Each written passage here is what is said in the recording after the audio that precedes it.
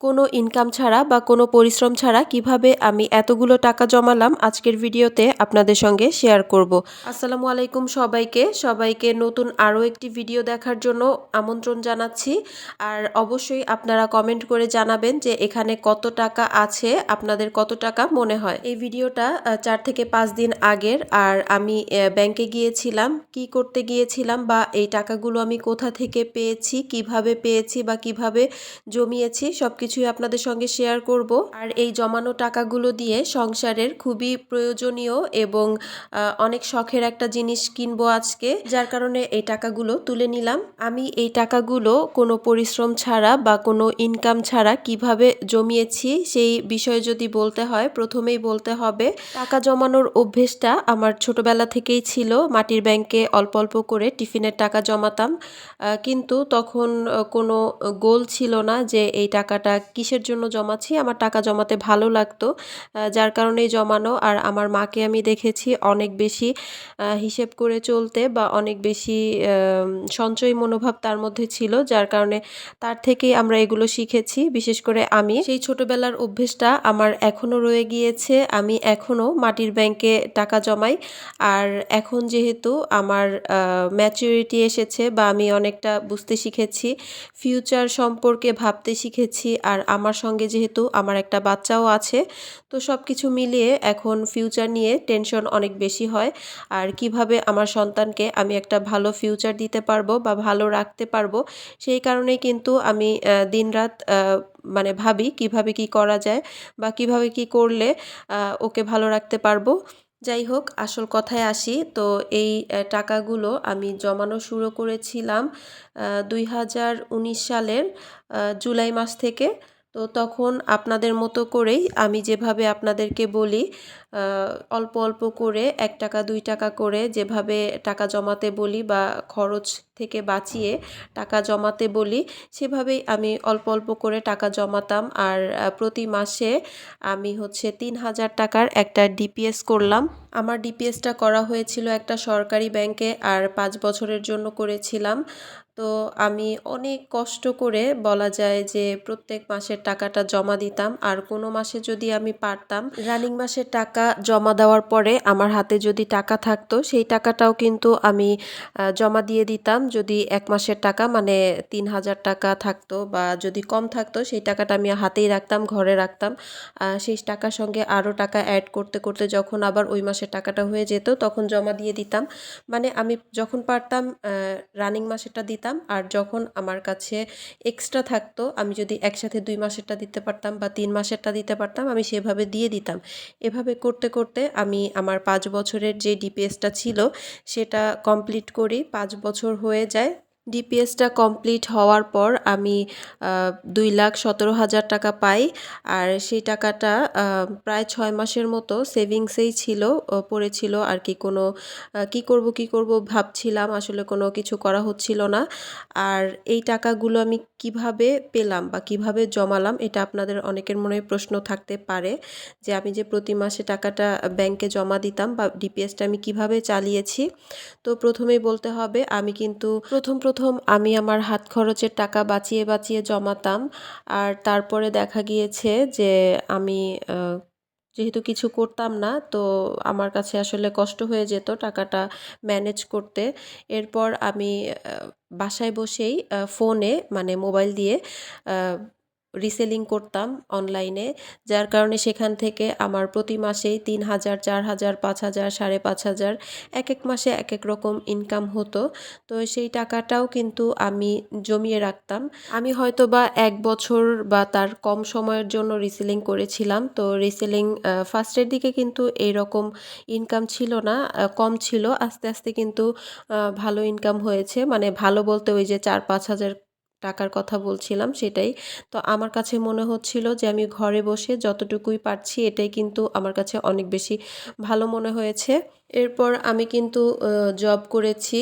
জবটা করেছিলাম খুবই অল্প সময়ের জন্য। মানে কয়েকটা জায়গায় জব করেছিলাম। ৩ মাস, ৪ মাস, ৬ মাস, ৫ মাস এরকম করে। আ সেই টাকাগুলো আমি জমিয়ে রাখতাম ডিপিএসে।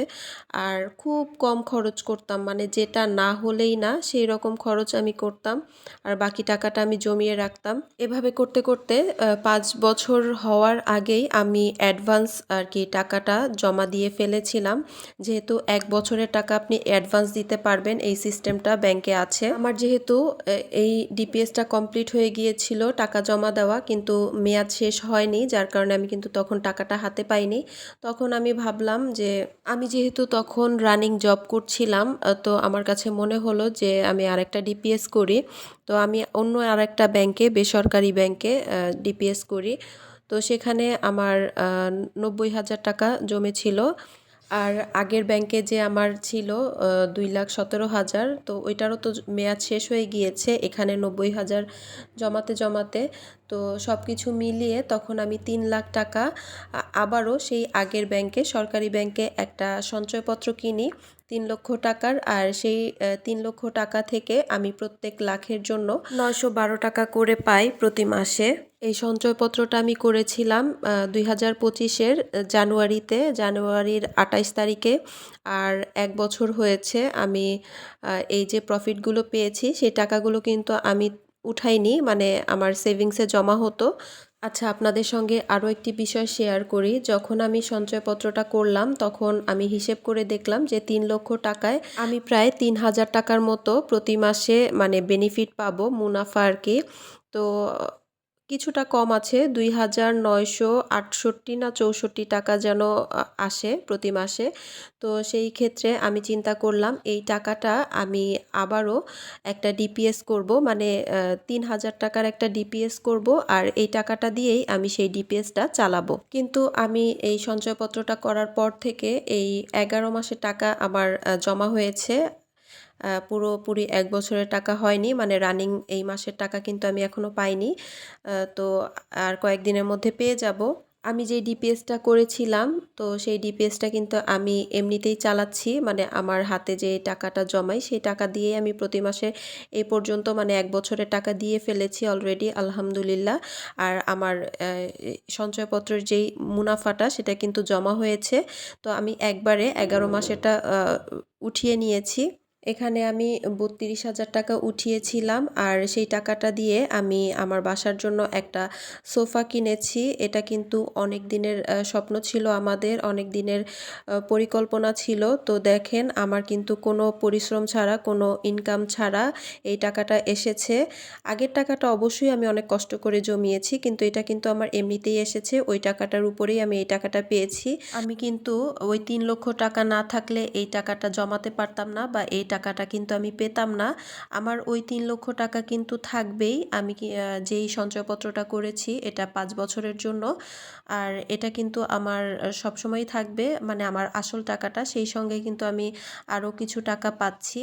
আর যেহেতু আরেকটা ডিপিএস আলহামদুলিল্লাহ করছি বা আছে রানিং, আল্লাহ চাইলে এটাও কমপ্লিট করব ইনশাআল্লাহ। সঞ্চয়পত্র আর নতুন যে ডিপিএসটা ছিল সেই ডিপিএসটা যেহেতু ৫ বছরের, অলরেডি আলহামদুলিল্লাহ ১ বছর কমপ্লিট হয়ে গিয়েছে আর ৪ বছর কিন্তু দেখতে দেখতে চলে যাবে। তখন সেই টাকাগুলো অ্যাড করেও আমার ইচ্ছা আছে আর একটা সঞ্চয়পত্র করার। আর আমি যে পরবর্তীতে বেসরকারি ব্যাংকে ডিপিএস করেছিলাম সেটা কিন্তু আমি রানিং চালাতে পারিনি, যেহেতু আমি জবটা ছেড়ে দিয়েছিলাম। যার কারণে ওইটার অ্যামাউন্ট বেশি ছিল।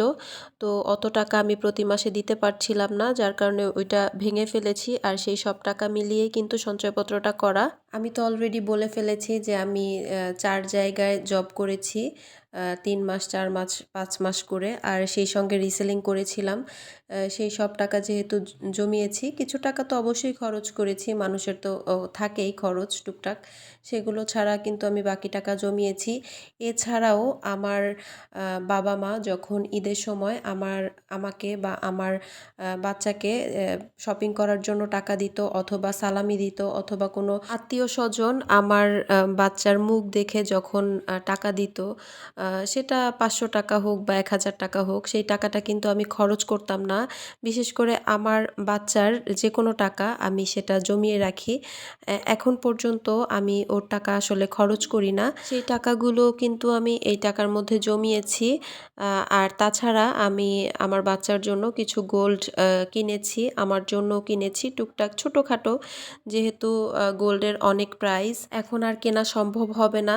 কিন্তু যখন এর চেয়ে দামটা কিছুটা কম ছিল তখন কিন্তু বছরে ১টা ২টা করে কেনা হতো। আপনারা যদি গোল্ডের কালেকশনগুলো দেখতে চান তাহলে আমাকে কমেন্ট করে জানাতে পারেন। আর আমার এই ভিডিওটি আপনাদের কেমন লেগেছে বা এই ভিডিওটি সম্পর্কে যদি আপনাদের কোনো মতামত থেকে থাকে, কোনো প্রশ্ন থেকে থাকে তাহলে আমাকে কমেন্ট করে জানাতে পারেন। সেই সঙ্গে আমার ভিডিওটি আপনার ফ্রেন্ডস অ্যান্ড ফ্যামিলির সঙ্গে শেয়ার করতে পারেন এবং আমার এই ধরনের আরও টিপস পেতে, ফিনান্সিয়াল বা টাকা জমানোর বিভিন্ন টিপস পেতে চ্যানেলটি সাবস্ক্রাইব করে আমার পাশেই থাকুন। সবাইকে বিদায় জানাচ্ছি।